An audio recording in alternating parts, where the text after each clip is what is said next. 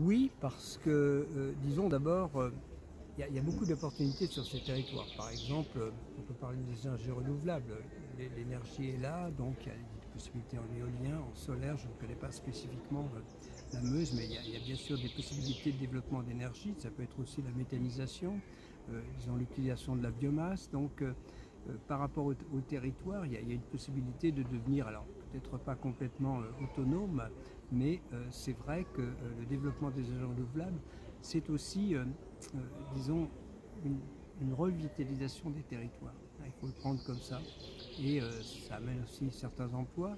On voit bien aussi que ce qu'il faudrait faire en termes de logement d'urbanisme, par exemple une rénovation de l'ensemble des bâtiments anciens d'ici 2050, c'est aussi une opportunité pour les artisans. Donc oui, voilà, je ne pense pas que le territoire de la Meuse soit spécialement fragile, mais c'est intéressant. Il n'y a pas de grandes villes, de grandes métropoles, hein. Le problème de métropole, c'est que on s'ajoute à ce réchauffement climatique moyen, ce problème d'îlot de chaleur urbain qui vraiment c'est une vraie plaie.